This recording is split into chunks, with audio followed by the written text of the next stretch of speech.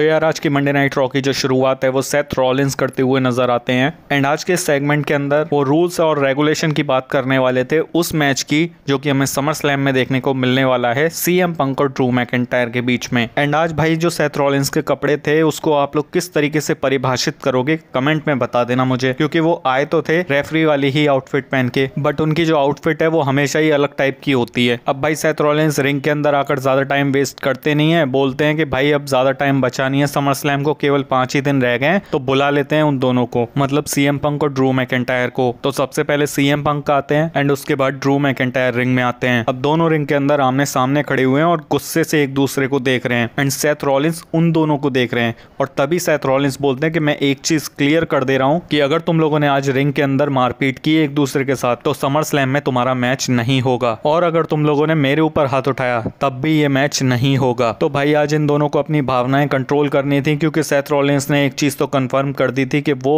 आज रिंग के अंदर इन दोनों को मारपीट तो नहीं करने देंगे। इतना सुन के भाई सीएम पंक तो रिंग से बाहर अनाउंसर टेबल के पास पहुंच जाते हैं, जिस पर सेथ रॉलिंस सीएम पंक से बोलते हैं कि भाई देख, ड्रू मैकिंटायर को भी ये मैच चाहिए, फैंस को भी ये मैच चाहिए, और अगर तुझे भी ये मैच चाहिए तो तुझे रिंग के अंदर आना पड़ेगा। अब ड्रू मैकिंटायर सेथ रॉलिंस से बोल रहे होते हैं कि भाई तुझे भी ये बंदा पसंद नहीं है, मुझे भी ये बंदा पसंद नहीं है, तेरे और मेरे बीच में जो कुछ भी हुआ है वो प्रोफेशनल तरीके से हुआ है, लेकिन ये जो बंदा है ना वो कैंसर है। तो इसके जवाब में सेथ रॉलिंस बोलते हैं कि भाई एक चीज मैं तेरे को क्लियर कर दे रहा हूं कि मुझे सीएम पंक पसंद नहीं है, साथ में मुझे तू भी पसंद नहीं है। सेथ रॉलिंस अब मैच के रूल के बारे में बात करते हैं। वो बताते हैं कि भाई मैच का ना केवल एक ही रूल है कि तुम लोगों को मेरी सुननी पड़ेगी पूरे मैच में। मैं चाहे 10 काउंट करूं, 20 काउंट करूं या फिर 1 मिलियन तक काउंट करूं, तुम लोगों को मेरी सुननी पड़ेगी। अगर मैं बोल रहा हूँ कि टैप आउट हो गया तो टैप आउट होगा, मतलब मैच में जो कुछ भी होगा वो मेरे हिसाब से होगा। और एक और बात कि मैं कोई रेगुलर रेफरी नहीं हूँ, अगर तुम लोगों ने मेरे ऊपर हाथ उठाया तो उसके जवाब के लिए फिर तुम्हें भी तैयार रहना पड़ेगा। अब भाई ड्रू मैकिंटायर बोलना चालू करते हैं सीएम पंक से।